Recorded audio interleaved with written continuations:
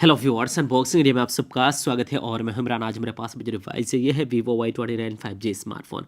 जी हाँ दोस्तों, Vivo Y29 5G smartphone की 8GB RAM and 256GB Rome variant मेरे पास है। और आज इस वीडियो में इसी स्मार्टफोन को अनबॉक्सिंग करेंगे, जानेंगे इसी स्मार्टफोन के बारे में डिटेल्स में। और Y29 5G बड़े अक्षर में लिखा गया है Vivo, एंड बॉक्स की इस साइड में डिवाइस के बारे में काफ़ी कुछ लिखा गया है, जैसे कि 5500 milli ampere battery, 44 watt fast support, 6.68 inches का हाई ब्राइटनेस डॉट डिस्प्ले और 50 मेगापिक्सल कैमरा है इसी स्मार्टफोन में।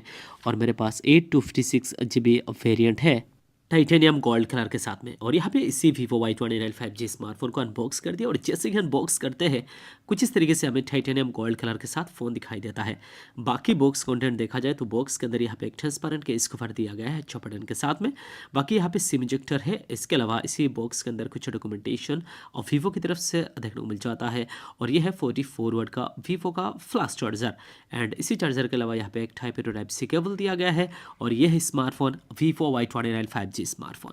कुछ इस तरीके से खूबसूरत लुक्स एंड डिज़ाइन के साथ में हमें Vivo Y29 5G स्मार्टफोन देखने को मिल जाता है। स्मार्टफोन की बैक बॉडी कितना खूबसूरत लग रहा है टाइटेनियम गोल्ड कलर के साथ में। स्मार्टफोन की बैक बॉडी में यहाँ पे डुअल रियर कैमरा सेटअप दिया गया है, साथ में यहाँ पे डुअल एलईडी फ्लैश और ऑरा लाइट जैसा यहाँ पे डेमो की तरह दिया गया है। कैमरा पार्ट देखने में काफ़ी अट्रैक्टिव लग रहा है, काफ़ी बढ़िया लग रहा है और Vivo का ब्रांडिंग भी स्मार्टफोन की बैक बॉडी में है। एंड डिवाइस की जो फर्स्ट लुक फर्स्ट इंप्रेशन है मुझे तो खास करके काफ़ी अच्छा लगा। आपको इसी स्मार्टफोन की फर्स्ट लुक फर्स्ट इंप्रेशन कैसा लग रहा है नीचे कमेंट सेक्शन पे जरूर बताइए। और पावर बटन को यहाँ पे प्रेस करके डिवाइस को ऑन कर दिया है और यहाँ पे Vivo 5G।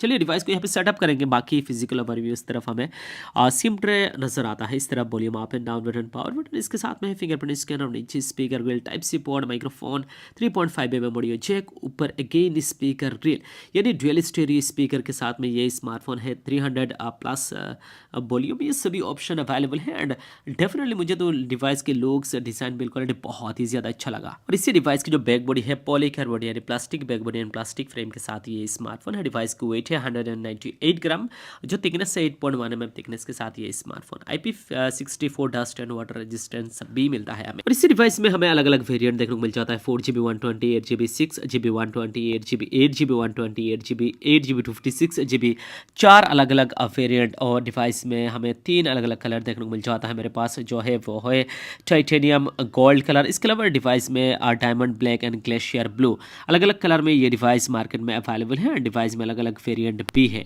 और डिवाइस को यहाँ पे मैंने पूरी तरीके से ऑलमोस्ट सेटअप कर दिया है। डिवाइस ऑन हो चुका है और यहाँ पे सेटअप हो रहा है। एंड इसी डिवाइस की जो डिस्प्ले है वो भी काफ़ी बढ़िया क्वालिटी के डिस्प्ले के साथ में है।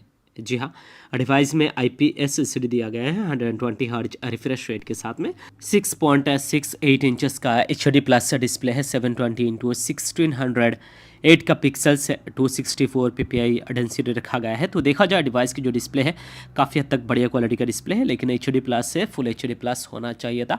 जिस बजट रेंज में ये स्मार्टफोन आता है 8GB 256GB वेरिएंट, उस रेंज के हिसाब से HD प्लस बिल्कुल भी सही नहीं है। तो डिवाइस की डिस्प्ले में कहूँगा एवरेज है, थोड़ा सा वीक है। प्राइस रेंज के हिसाब से बेटर यहाँ पे डिस्प्ले का क्वालिटी होना चाहिए था, जिससे कि एमोलेड स्क्रीन होना चाहिए था, फुल HD प्लस होना चाहिए था इस बजट रेंज में। लेकिन यहाँ पे IPS LCD दिया गया है, 120 हर्ट्ज रिफ्रेश रेट दिया गया है। ये मुझे 120 हर्ट्ज रिफ्रेश रेट तो काफ़ी अच्छी है, लेकिन डिवाइस की जो डिस्प्ले है HD प्लस है, कम से कम फुल HD प्लस होना चाहिए था। और परफॉर्मेंस के ऊपर बात करूँ तो डिवाइस में यहाँ पे 8GB रैम है, साथ में एडिशनल यहाँ पे 8GB रैम दिया गया है। और डिवाइस में 256GB रोम है। जी हाँ, 8GB प्लस 8GB 16GB और 256GB रोम। और डिवाइस में MediaTek Dimensity 6300 एक चिपसेट दिया गया है, 2.4 GHz क्लॉक स्पीड के साथ में, 6 nm एक ऑक्टा कोर प्रोसेसर है। जो चिपसेट है MediaTek Dimensity 6300 बहुत ही बढ़िया चिपसेट है, काफ़ी सुपर फास्ट चिपसेट है। और डिवाइस में Android 14 दिया गया है, FunTouch OS लेटेस्ट यहाँ पे 14 हमें देखने को मिल जाता है। सॉरी, लेटेस्ट यहाँ पे 15 है, 14 है, लेकिन अपग्रेड हो जाएगा 15 एंड एंड्रॉयड वर्जन भी 15 अपडेट यहाँ पे हो जाएगा। और जो चिपसेट है MediaTek Dimensity 6300 एवरेज चिपसेट है, 6 nm 2.4 GHz क्लॉक स्पीड के साथ में। यहाँ पे GPU Mali G57MC2 GPU दिया गया है। तो ओवरऑल गेमिंग एंड स्पीड के मामले में काफ़ी हद तक डिवाइस अच्छा रहेगा, काफ़ी हद तक बढ़िया परफॉर्म कर लेगा। तो डिवाइस की जो प्रोसेसर है, जो चिपसेट है, मुझे एवरेज लगा। और बेटर होना चाहिए था। जिस बजट रेंज में ये स्मार्टफोन आता है उस रेंज के हिसाब से डायमेंसिटी 8100 7050 ऐसा कुछ होना चाहिए था, 7200 300 ये सब चिपसेट होना चाहिए था, लेकिन काफ़ी वीक चिपसेट भी इस डिवाइस में दिया गया है। MediaTek Dimensity 6300। ऑनेस्ट रिव्यू रख रहा हूँ गाइस, अगर आप बेटर परफॉर्मेंस के लिए, बेटर गेमिंग एक्सपीरियंस के लिए ये डिवाइस लेना चाहते हो 8GB 56GB वेरिएंट, तो आपके लिए अच्छा डिवाइस नहीं रहेगा।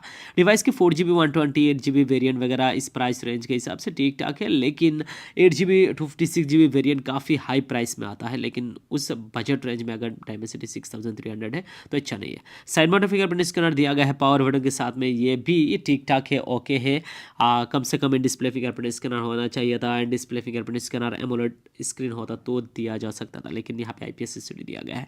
एंड इसी डिवाइस की अगर मैं बात करूँ बैटरी परफॉर्मेंस के ऊपर, तो बैटरी लाइफ अच्छा खासा मिलेगा। 5500 mAh बैटरी है, 5544 वाट फास्ट सपोर्ट दिया गया है।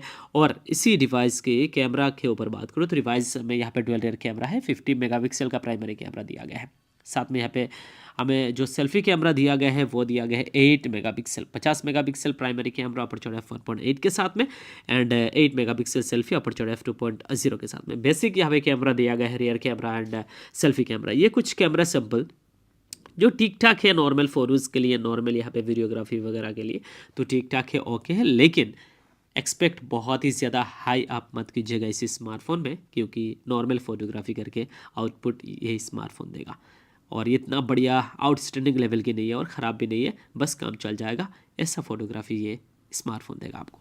और चलिए फिलहाल Vivo Y29 5G स्मार्टफोन की प्राइस क्या है जानते हैं। 8GB 256GB वेरिएंट का, वैसे में अलग अलग वेरिएंट है तो अलग अलग प्राइस रेंज के हिसाब से ये डिवाइस मार्केट में अवेलेबल है। और मेरे पास जो वेरिएंट है Vivo Y29 5G स्मार्टफोन की 8GB 256GB वेरिएंट है, और इसी स्मार्टफोन की इंडियन मार्केट में प्राइस रखा गया है गाइस 18,999 रुपीज़, यानी ऑलमोस्ट 19,000। सिर्फ रैम एंड रोम दिया गया है डिवाइस में। जी हाँ, 8GB 256GB, बाकी 19,000 के डिवाइस के हिसाब से ना ही डिवाइस की यहाँ पे डिस्प्ले मुझे अच्छा लगा, ना ही डिवाइस की यहाँ पे कैमरा अच्छा लगा। लुक से डिज़ाइन ओके है, ठीक ठाक है, अच्छा है। फिर भी यहाँ पे plastic back body, plastic frame के साथ ये स्मार्टफोन है। 19,000 में डायमेंसिटी 6300 चिपसेट, ये भी अच्छा नहीं लगा।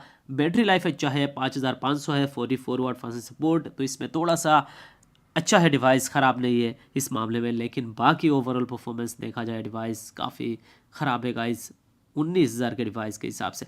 4GB 128GB वेरिएंट का प्राइस है 13,999, 14,000। 6GB 128GB 15,499, 15,500। 8GB 128GB 16,999, almost 17,000। और 18,999 में 8GB 256GB। तो ये था दोस्तों इस डिवाइस के बारे में सब कुछ। उम्मीद है आप सबको ये वीडियो ज़रूर पसंद आएगा। अगर आपको ये वीडियो पसंद आए तो प्लीज़ वीडियो को लाइक करें। तो आज के वीडियो को बस इतना ही गाइस, मिलते हैं नेक्स्ट किसी ऐसे ही नए स्मार्टफोन के अनबॉक्सिंग एंड ऑनेस्ट रिव्यू लेकर। तो उम्मीद है आप सबको ये वीडियो जरूर पसंद आएगा। तो आज के वीडियो के लिए बस इतना ही guys, bye bye, take care and जय हिंद।